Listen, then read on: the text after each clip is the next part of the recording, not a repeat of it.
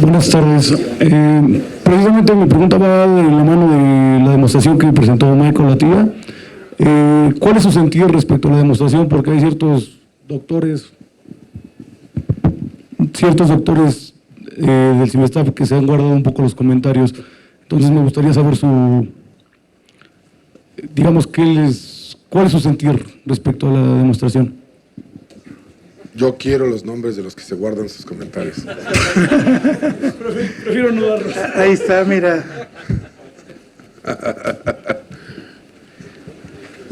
¿Vas tú primero o voy yo? Yo voy a decir algo muy breve. Básicamente, yo creo que es una prueba matemática, un intento, ¿no? Como ha habido otros. Según entiendo, el consenso es que todavía no es. Al parecer, puede ser que esa demostración no sea correcta, o sea, es altamente probable que no lo sea. Pero eso, digamos, se lo dejo a los matemáticos, ¿no? Que ellos. Yo lo que quisiera decir es que en este intento, que por cierto me faltó decir la idea, lo que había hecho Cons, pero él estudiando, aquí se estudió el espectro de emisión, él estudió el espectro de absorción, o sea, los ceros eran justamente los autovalores que no aparecían en el espectro. Aunque no sea que no sea la demostración correcta, o aunque lo sea, desde el punto de vista físico, eso no nos impide seguir buscando cómo los primos o cómo las funciones z, las ceros de la función z, se podrían realizar físicamente en algún sistema, ¿no?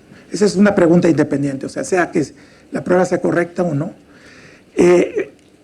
Lo que también podría ser es que mucho de estos intentos físicos, digamos, sean como una guía o sirvan como una guía para poder utilizar los métodos, este tipo de métodos, para eventualmente algún matemático haga una prueba rigurosa sobre esto.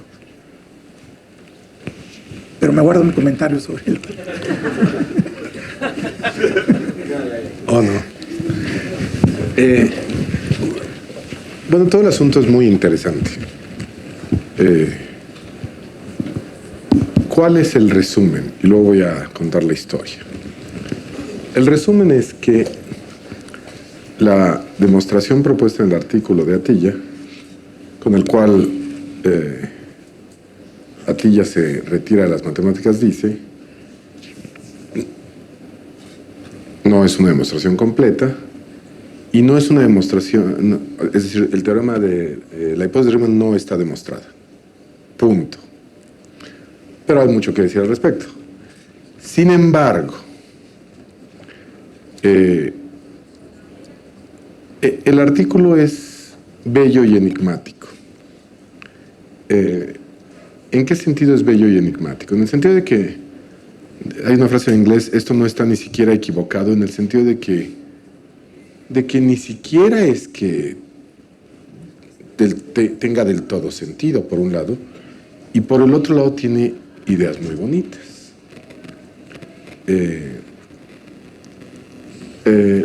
Los últimos dos artículos de Atiyah, en mi opinión, son una hermosa obra literaria, pero no matemática.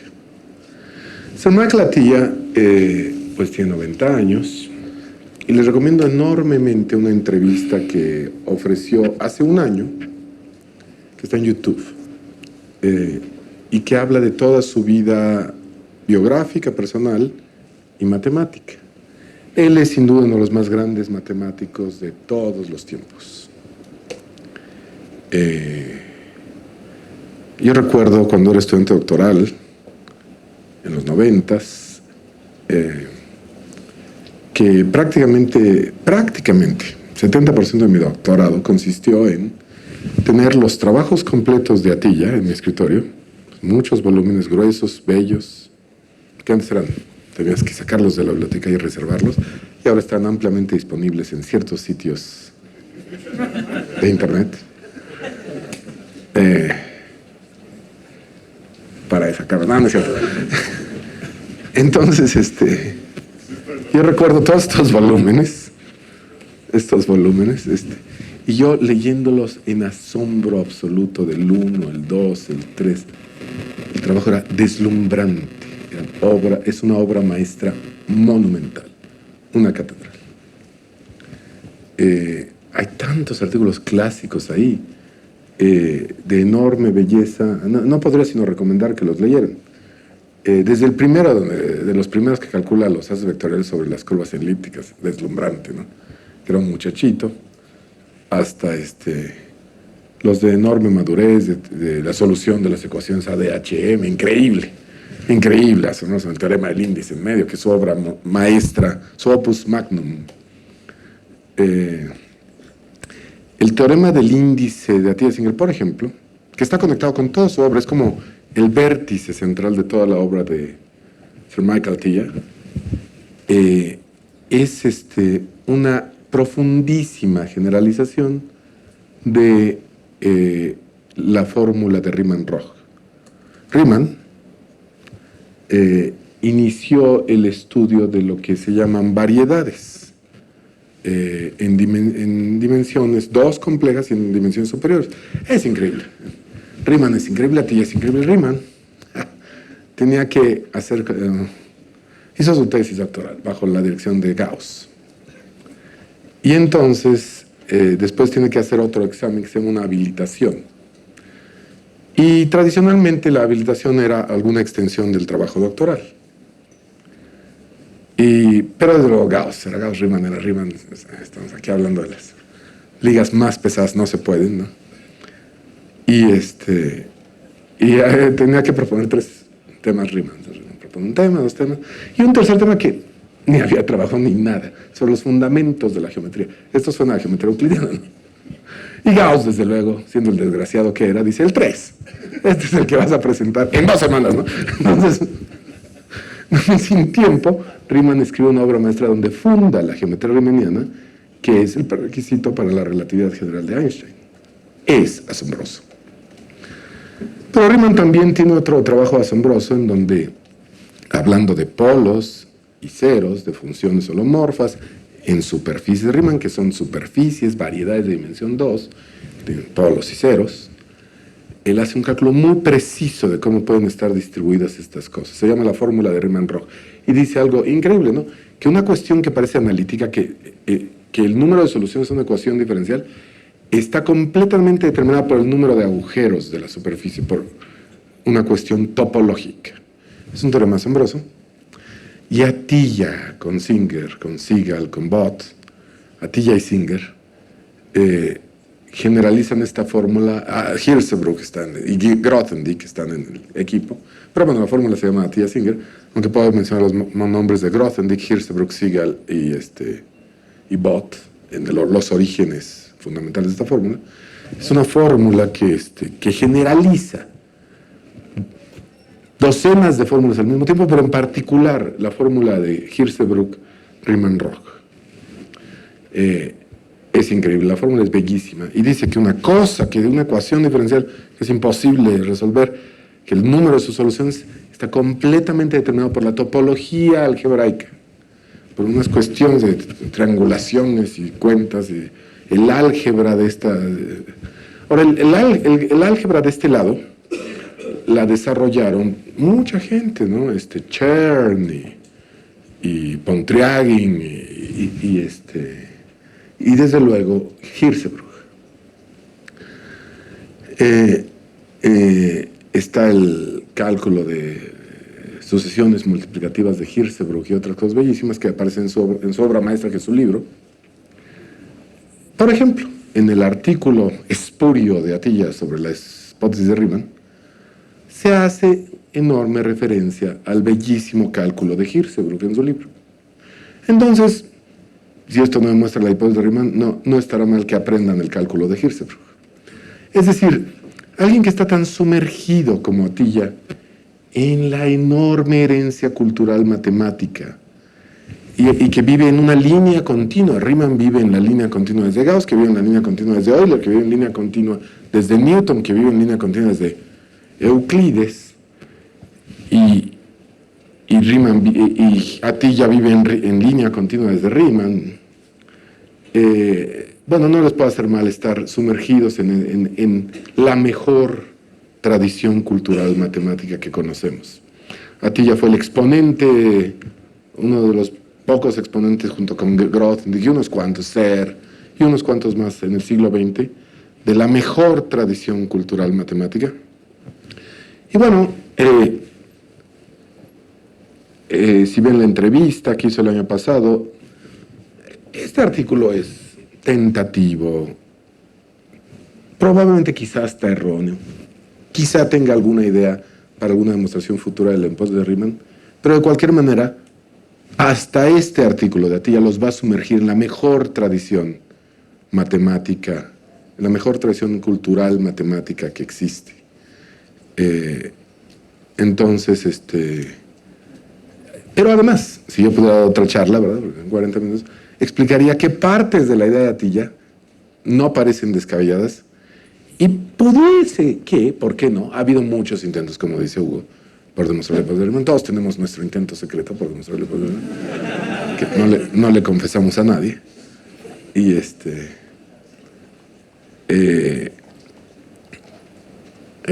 bueno, porque si Atiyah dice demostrar el poder de Riemann, la gente se queda a las 3 de la mañana tirando el servidor, pero si yo digo esto, agarra la ambulancia y llega a mi casa, ¿no? Pero bueno, entonces, el poder de Riemann es probablemente muy difícil. Más cae un hablador que un cojo, pero yo quisiera creer que está al menos a 50 años de distancia, al menos. Yo quisiera decir que está al menos a 50 y a lo más a 100 años de distancia.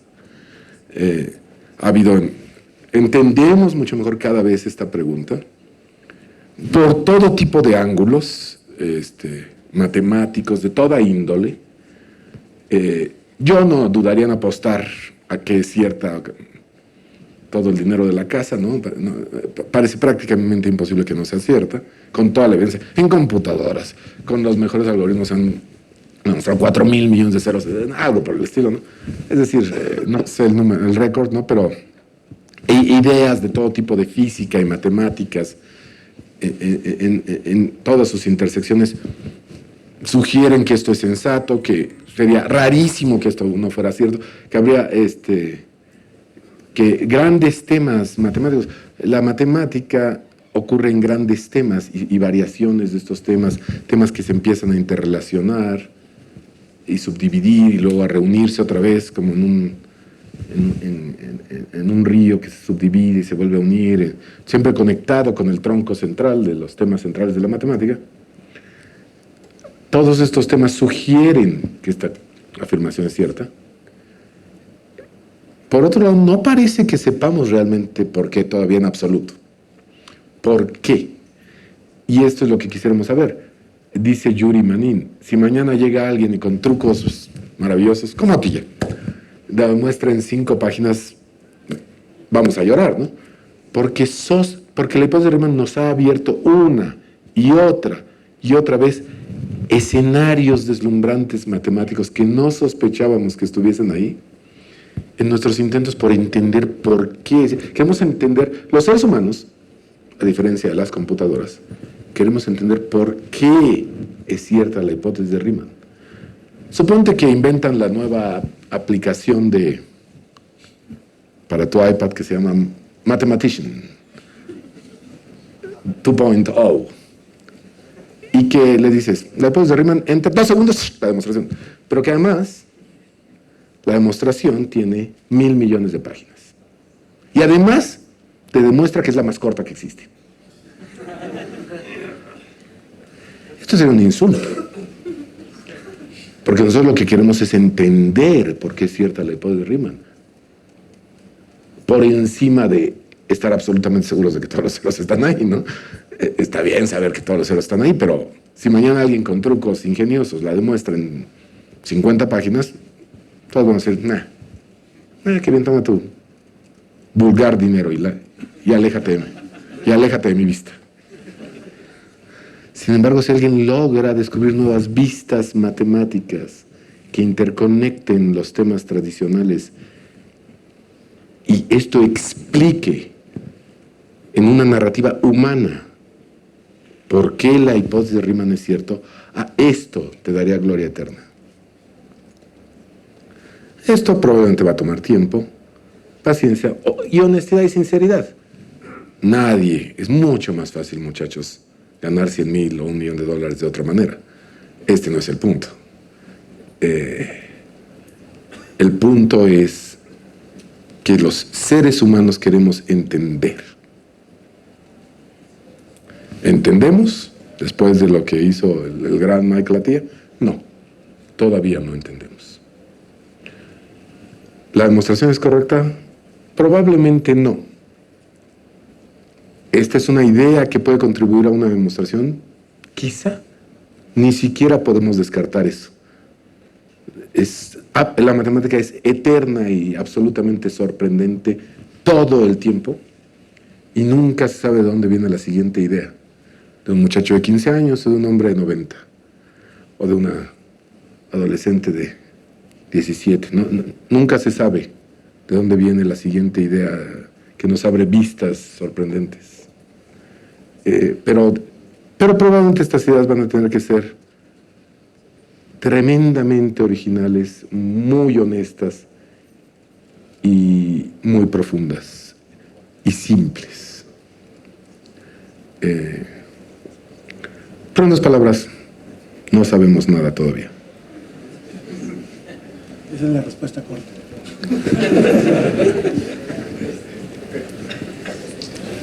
Bueno, sí, bueno, aquí me encargó Chico una pregunta porque se tenía que ir, y era si alguno de ustedes ya había revisado el trabajo, estas famosas 5 páginas que publicó Atilla, y es más que nada relacionado a lo que tú estabas comentando, Ernesto, sobre los puntos de vista que Atilla menciona que están involucrados en esta prueba. En algún momento habla de cuaternios, de Euler, de los trabajos de von Neumann y Hirzebruch.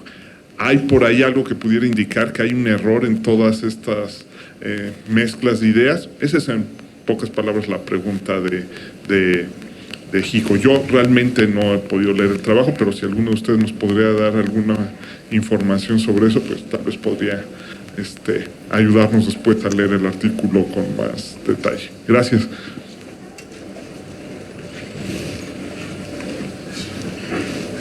Bueno, yo he visto este paper y, como dice Ernesto, es un trabajo profundo. No necesariamente significa que sea correcto rigurosamente, digo enteramente, o sea, completo, sino que es profundo y las ideas, hay muchas ideas ahí. Él previamente cita otro trabajo donde trata de encontrar, atendiendo a una pregunta hecha por Feynman, de encontrar una relación entre la constante de estructura fina, que es la que aparece en QED, la que describe la teoría de perturbación de la electrodinámica cuántica, con la constante E y con la constante pi. Entonces, esta constante alfa prima es una constante asombrosa porque da la interacción, es una constante sin dimensiones, es E cuadrada sobre 4pi h barra c. Es una constante sin dimensiones que te da la expansión perturbativa de la interacción electromagnética. Por ejemplo, la interacción que sienten 2 electrones. Emiten un fotón y a través de la emisión de partículas se habla, ¿no? Se sabe cuál es esa interacción. Es pequeña, es alrededor de 1 en 137 y se puede hacer una expansión perturbativa porque es pequeña en potencias de esta. Entonces, este número recibe corrección, como es básicamente la carga del electrón al cuadrado, la constante de acoplamiento, recibe correcciones cuánticas a órdenes de energía más, de la teoría de perturbaciones más grande, o sea, a energías más grandes. Ya se empiezan a crear procesos más complicados, no solo la emisión del fotón, sino emite un fotón, luego un par electrón-positrón, etc. Empiezan a aparecer lazos, loops en teoría de perturbaciones, y esa constante es susceptible de algo que se llama renormalización. O sea, las correcciones cuánticas contribuyen, modifican la constante de acoplamiento, ¿no? De tal manera que altas energías la hacen más grande. Para electrodinámica, para cromodinámica, altas energías la hacen más pequeña. La pantalla, propiedad que se llama libertad asintótica en teorías nobelianas, pero en electro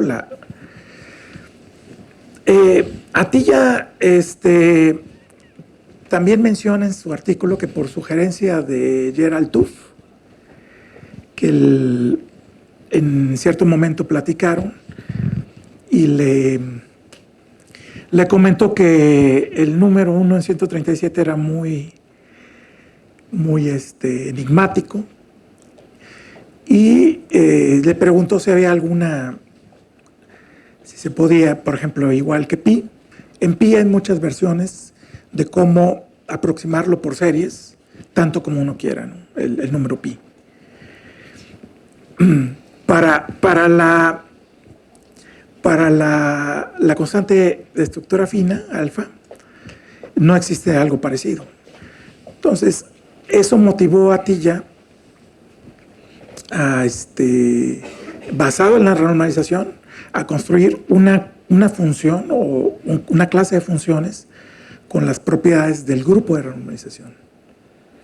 De tal manera que empezara uno con ciertas condiciones, por ejemplo, con la constante pi, y este operador, esta función t, que le llama TDS, la llevaba hasta alfa prima. Un flujo en el grupo de renormalización a través de esta t. Lo que se dio cuenta es que tenía que generalizar la exponencial, la exponencial de Euler al caso no abeliano.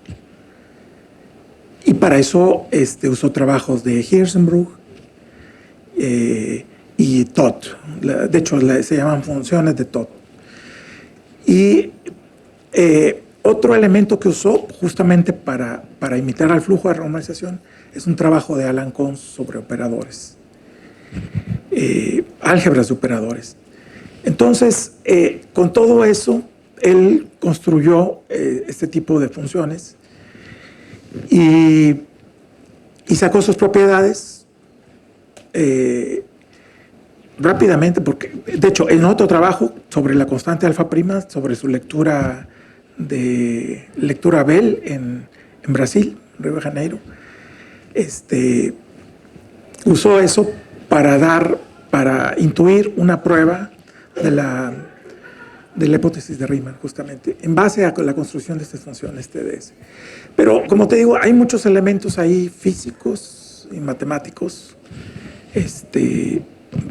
que los entremezcla de una manera profunda, que, como mencionó Ernesto, yo siento que tendremos que entender mejor, comprender, porque a lo mejor, si bien no es una prueba completa, sí es la punta del iceberg para desarrollar, y posiblemente lleva a la conjetura de Poincaré, a la hipótesis de Riemann, posiblemente no, pero mucho se va a aprender de eso, yo pienso. Los dos artículos, el primero y el segundo. El primero es una maravillosa cuento nabocoviano o borgiano de alguien que sabe una cantidad enorme de matemáticas y que está escribiendo una obra literaria, no matemática. De hecho, la fórmula que escribe para la constante de estructura, si la verificas en matemática, no da el valor. Entonces no hay ninguna afirmación matemática precisa, ni equivocada, ni correcta en todo el artículo. Pero cualquier estudiante que lo leyera y se pusiera a tratar de entender todos los términos que usa, yo lo acepto al posgrado, ¿no? Quiero decir, si conoce todos estos términos y entiende todos los términos que usa el artículo. No es una lectura inútil. Es una obra puramente literaria. La de Leopold Riemann es un poco diferente. Tiene algunos detalles. Hace algunas afirmaciones que son fantásticas sobre una función T. Y sin embargo, esto tiene un poco más de sentido matemático. Si uno lo piensa con calma y con la mente abierta, se da cuenta de que puede haber algún enfoque que tuviera alguna semejanza. El primero es totalmente, digamos, surrealista, el primer artículo. El segundo artículo es más contenido, es otro tipo de literatura. Todavía no es matemáticas, pero nuevamente, cualquier estudiante que supiera todos los términos que se incluyen en la segunda publicación estaría perfectamente preparado para empezar investigación en todo tipo de temas. Entonces, no son lecturas inútiles. No, se deben leer en el sillón con un té antes de dormir, no en una mañana emocionante, ¿no? Pero son trabajos literarios muy curiosos. Uno se pregunta, ¿cuál es el mensaje a la comunidad matemática que estos trabajos emiten? Y para esto les recomiendo un libro de filosofía musical que escribió el pensador Edward Said, que era un discípulo intelectual de Teodoro Adorno. Teodoro Adorno estaba obsesionado en algún momento de su vida con la etapa tardía musical de Beethoven, cuando ya era muy grande. Y como en cierto sentido, voy a parafrasear, Adorno lo dice mucho mejor, Beethoven decide dinamitar la tradición musical cultural occidental en sus últimos trabajos, incluida la novena. Adorno era un experto en música y en filosofía de la música. Edward Said y crea un concepto que se llama estilo tardío, late style. Edward Said escribe todo un libro que se llama On Late Style, sobre el estilo tardío, donde habla de cómo muchos creadores, hacia el final de sus carreras, adquieren un estilo explosivo, en donde deciden dinamitar las tradiciones. Y como carreras enteras, como la de Teodoro Adorno, se pueden interpretar como el estilo tardío de toda una civilización antes de las guerras mundiales. Entonces existe el concepto filosófico en música de estilo tardío, y sospecho que estos trabajos son un ejemplo de estilo tardío en la tradición matemática, en donde quizá Atiyah decide dinamitar las convenciones y librarse, pero no cometan ningún error. Atiyah es un genio matemático. Que estos trabajos particulares, estos 4 trabajos, la 6 esfera, el teorema de Fay-Thompson, la estructura fina y la hipótesis de Riemann, sean ejemplos literarios de estilo tardío explosivo y que solo nos dejen preguntándonos sobre qué mensaje nos dejan a la comunidad matemática y sus costumbres sociales y sus fallas como comunidad. Esta es una pregunta para filosofía de las matemáticas o historia de las matemáticas interesante. El fenómeno que se dio en redes sociales durante los días entre el viernes y el lunes fue lamentable. Gente que no sabía sumar burlándose de genios y cosas por el estilo, ¿no? Y quizá es una experiencia que le sirve a la comunidad para una y otra vez preguntarse. Bueno, vemos lo que las redes sociales, los riesgos de las redes sociales para los sistemas políticos y cómo los polarizan y cómo polarizan a la sociedad. quizá también este es un ejemplo para historiadores de la comunidad matemática de cómo las redes sociales pueden fracturar una comunidad que tradicionalmente fue muy respetuosa y muy elegante y muy educada. Si alguien proponía alguien tan distinguido proponía una demostración para el poder de Riemann, lo único que la gente respondía es está bien o está mal, y ya. No hacían comentarios de mal gusto. Y los líderes de la comunidad se han comportado bien en general. Algunos, como John Baez, diciendo claramente, pues esto está mal. Y otros diciendo respeto demasiado a Sir Michael Atiyah para hacer ningún comentario. Y sin embargo, estos 4 artículos son un ejemplo quizá literario de late style en el sentido de la obra de Edward Said y de las ideas de Teodoro Adorno, trasplantado de la música a la matemática. Ok. Bueno, 2 preguntas más y cerramos. Hola, ¿qué tal?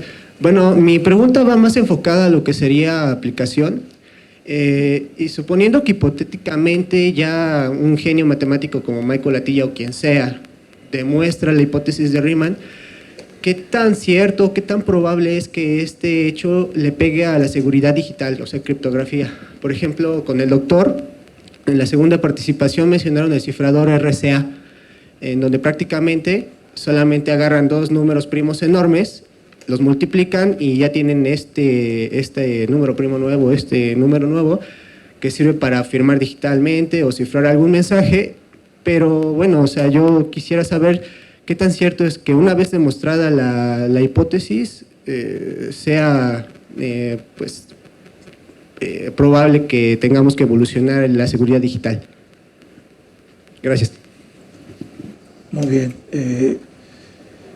Yo mencioné que el proceso de factorización en la computadora clásica requiere mucho más bits que de 1000 a 80 en la computadora cuántica. Y justamente lo que no mencioné fue tu pregunta. O sea, se puede crear ciertamente algoritmos para generar los primos, y teniendo un poco de suerte, también los ceros de la función z. Pero este algoritmo funcionaría, o sea, sí se puede hacer. Y el punto es que no probaría la hipótesis de Riemann. O sea, no será una prueba de la hipótesis de Riemann. Serviría únicamente como falsificación. O sea, la posibilidad de encontrar un cero que no esté en la línea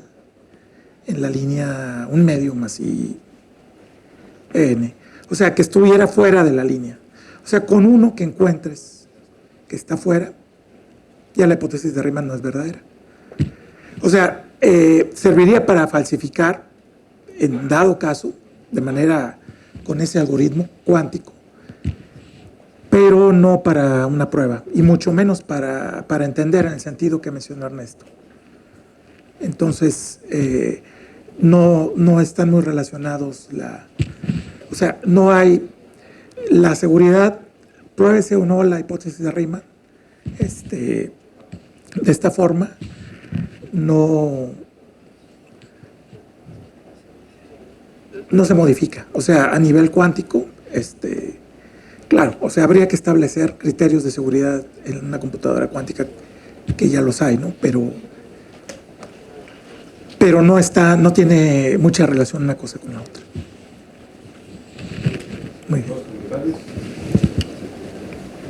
Asume en este instante que ya demostramos el poder de Riemann. Todos creemos que es cierta, ¿no? Bueno, no todos quizá, pero muchos. Casi todos. Nada cambió, la seguridad sigue siendo la misma. El punto no es una demostración. Si mañana la demuestran, todos ya sabíamos que era cierta, ¿no? Es más, si mañana alguien la demuestra en 7 páginas con trucos, todos vamos a decir, bueno, todos ya sabíamos que era cierta. Bola de tontos, ¿no? No nos dimos cuenta de ese truquito y ya, ¿no? Poco probable, pero Entonces, no hay una relación directa. Ahora, si la demostración de pronto nos enseñara hechos nuevos, quién sabe qué pasaría. Yo no sé, aquí debemos tener a alguien que sepa de algoritmos, ¿no? Yo no sé si alguien ya demostró creo que sí, que factorizar los primos es difícil. Si alguien ya lo demostró, y creo que sí, pero no estoy seguro, entonces nada cambia, con nada, ¿no? Si ya se demostró que es difícil. No sé si ya se demostró que es difícil. Por otro lado, si mañana hay una computadora cuántica, ¿no? Ya toda la seguridad no sirve de nada, todas sus cuentas de Facebook son públicas y gracias, Dios mío, se cae todo eso y podemos volver a empezar, ¿no? Entonces,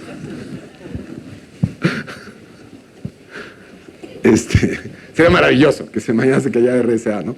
Pero no creo que tengamos tanta suerte como humanidad. Les dije que teníamos 40 años, dijo la ONU. Entonces,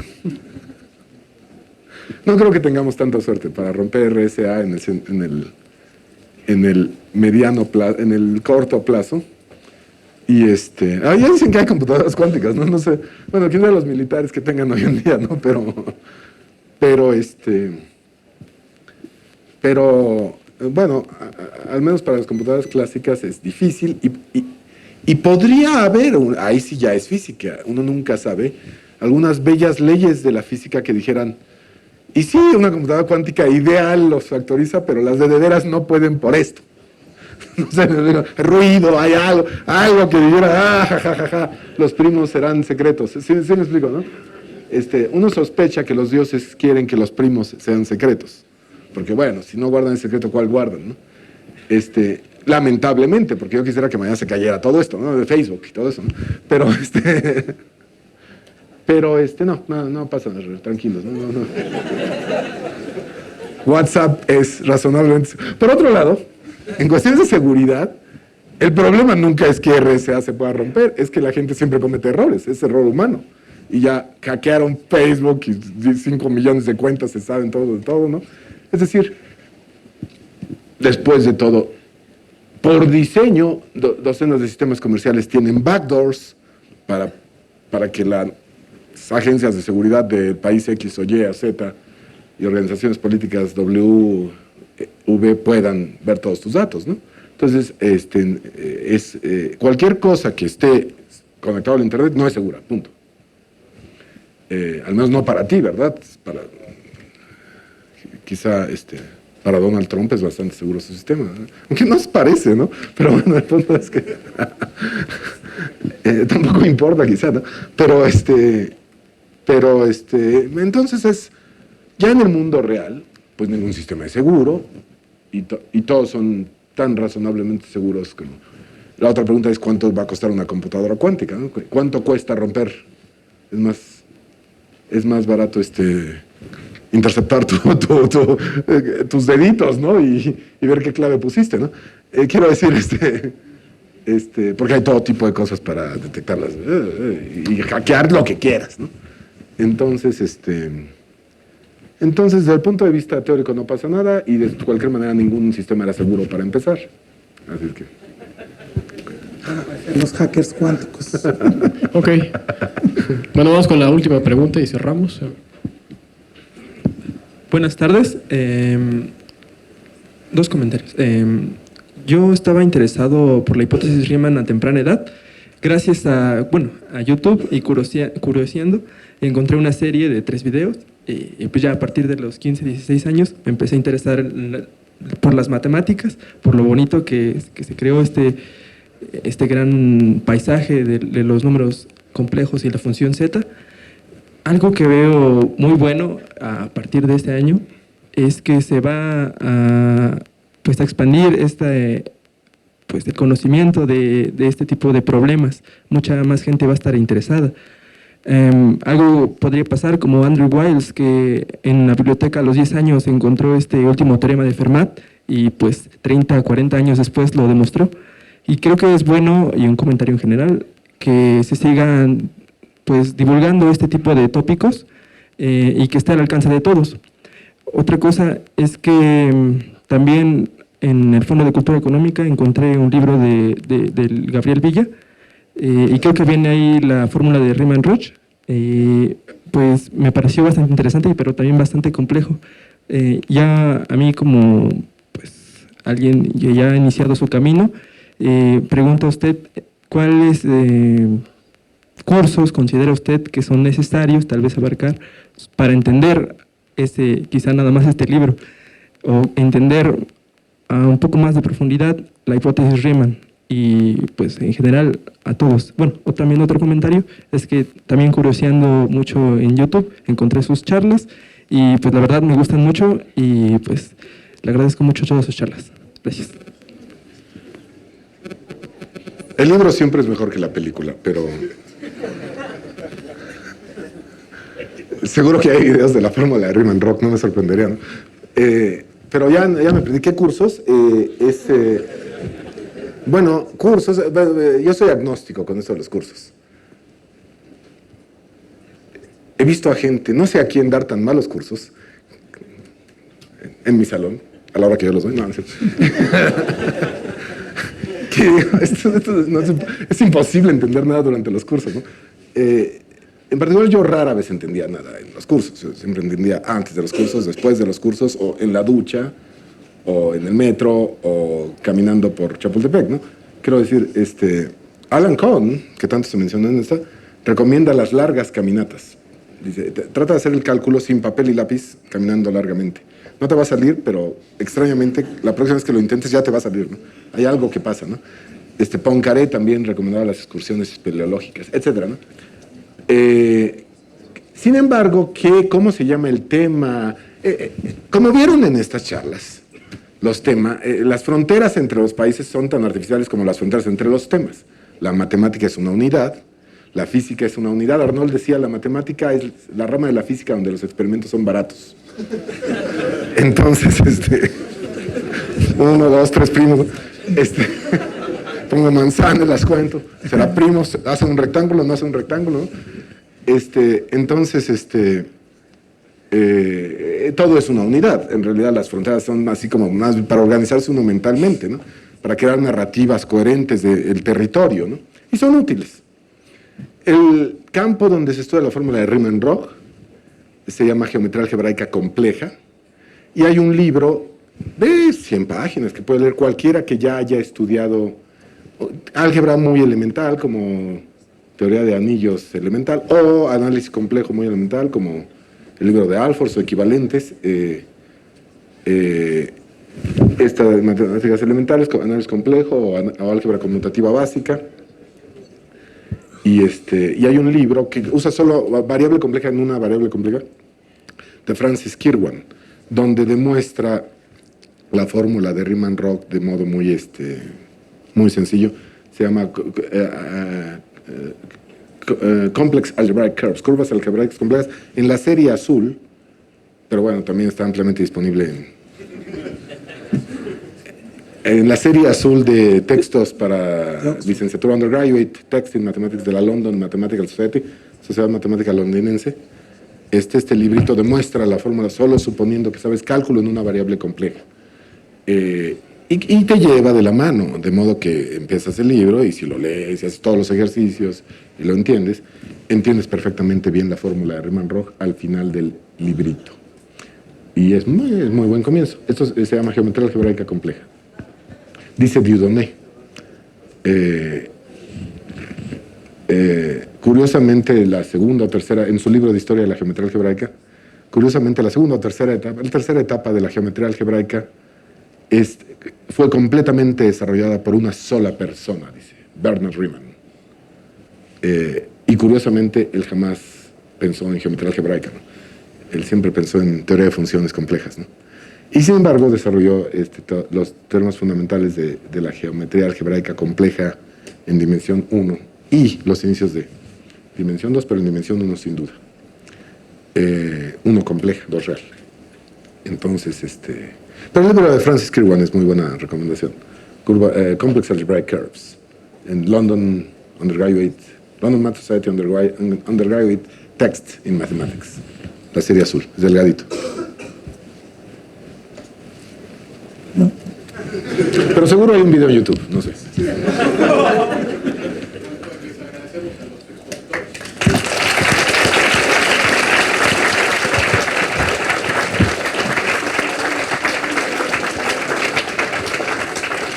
Gracias a todos por su asistencia.